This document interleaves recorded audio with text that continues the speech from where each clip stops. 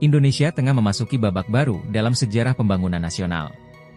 Ibu Kota Negara, IKN, Nusantara, yang dibangun di Kabupaten Penajam Pasir Utara, Kalimantan Timur, dirancang untuk menjadi pusat pemerintahan modern sekaligus ramah lingkungan pertama di dunia. Presiden Prabowo Subianto menegaskan komitmen pemerintah untuk menjadikan IKN sebagai contoh nyata pembangunan berkelanjutan yang memadukan teknologi canggih dengan harmoni alam. Pembangunan IKN Nusantara bertujuan untuk menciptakan kota yang bebas dari emisi karbon. Salah satu langkah nyata yang diambil adalah penggunaan energi terbarukan sebagai sumber utama listrik di kawasan tersebut. Kepala Otorita IKN, Basuki Hadi Mulyono, menyatakan bahwa IKN akan memanfaatkan pembangkit listrik tenaga surya dan tenaga air. Bahkan, pembangunan panel surya dengan kapasitas besar sudah dimulai, untuk memastikan kebutuhan energi kota ini terpenuhi tanpa merusak lingkungan. Selain itu, sistem transportasi di IKN Nusantara dirancang sepenuhnya ramah lingkungan. Tidak akan ada kendaraan berbahan bakar fosil yang beroperasi di kawasan ini. Sebagai gantinya, pemerintah menyediakan transportasi publik berbasis listrik, seperti bus listrik dan kereta ringan. Menteri Perhubungan menambahkan bahwa uji coba sistem transportasi ini sudah dilakukan, dan hasilnya menunjukkan efisiensi tinggi dalam operasional serta dampak positif pada kualitas udara di sekitar. Fitur lain yang menjadi sorotan adalah konsep kota pintar yang diterapkan di IKN Nusantara. Sistem pengelolaan limbah, air bersih, dan energi akan sepenuhnya terintegrasi dengan teknologi digital. Basuki menjelaskan bahwa setiap rumah dan gedung pemerintahan akan dilengkapi dengan perangkat pintar yang dapat memonitor penggunaan energi dan air, sehingga efisiensi penggunaan sumber daya bisa maksimal.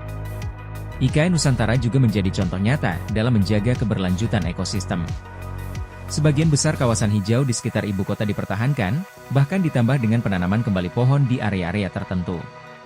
Pemerintah menargetkan lebih dari 70% wilayah IKN tetap berupa ruang terbuka hijau.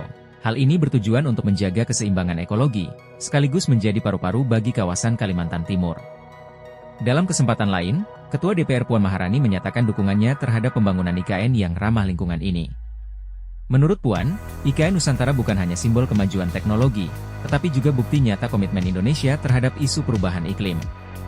Ia menekankan pentingnya pengawasan terhadap anggaran pembangunan agar setiap rupiah yang dikeluarkan benar-benar membawa manfaat bagi masyarakat dan lingkungan. Pembangunan masjid ikonik di IKN Nusantara juga mendapat perhatian khusus. Masjid ini dirancang tidak hanya sebagai tempat ibadah, tetapi juga sebagai pusat edukasi dan pengembangan masyarakat yang berwawasan lingkungan.